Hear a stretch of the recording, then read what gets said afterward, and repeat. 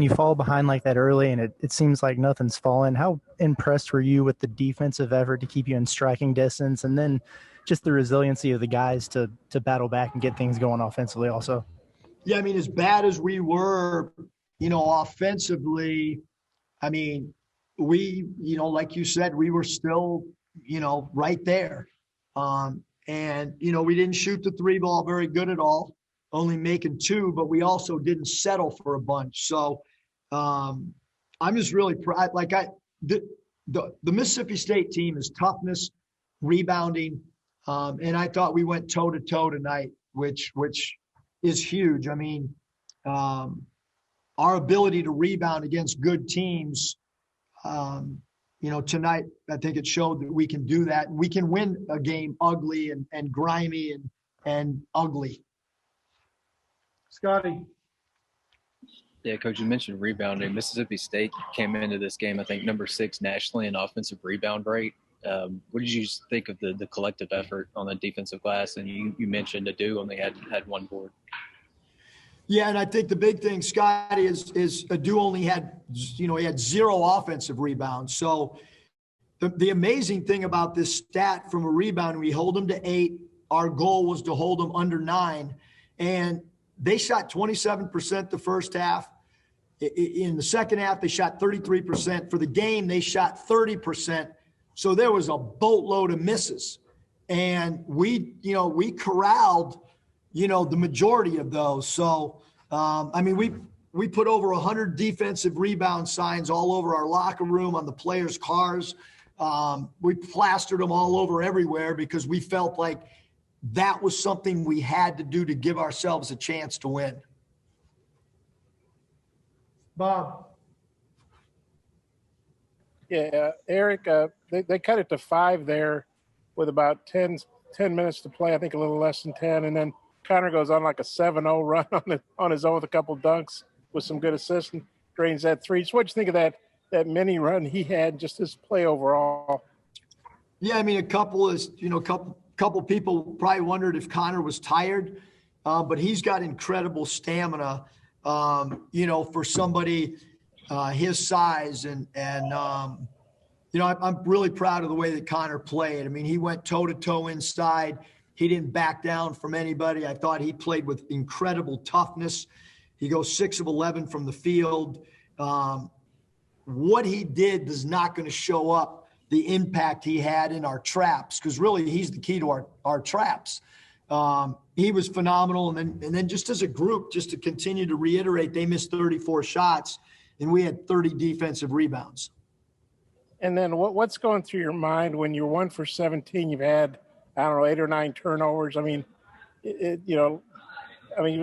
what's going through your mind, and how'd you guys right the ship?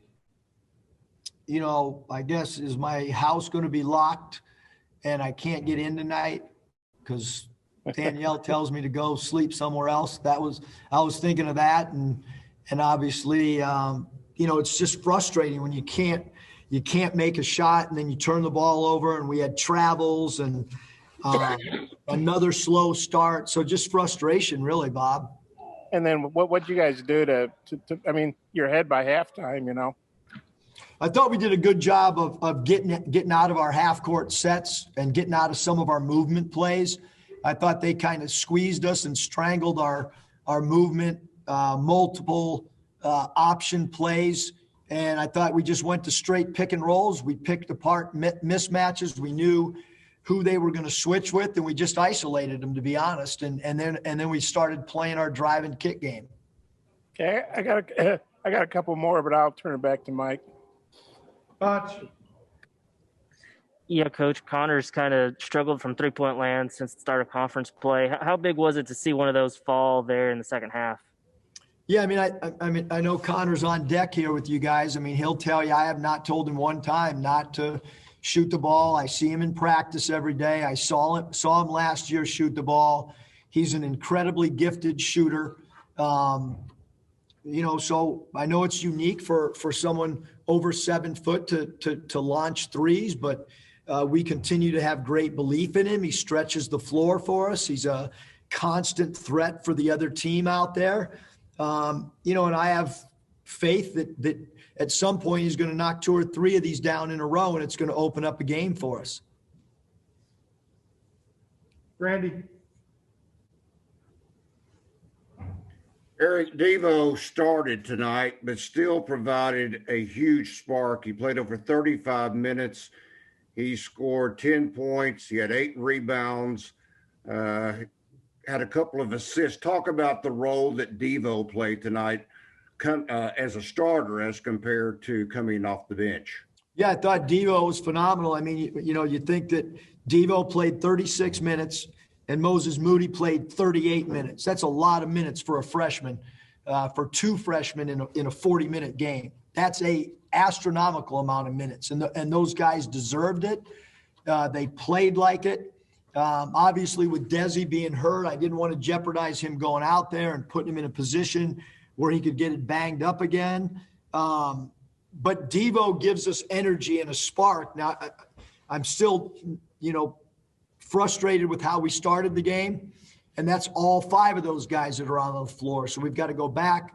We've got to watch tape. We've got to figure out why offensively we struggled so bad those first 4 minutes of the game, or first 8 minutes of the game, I should say.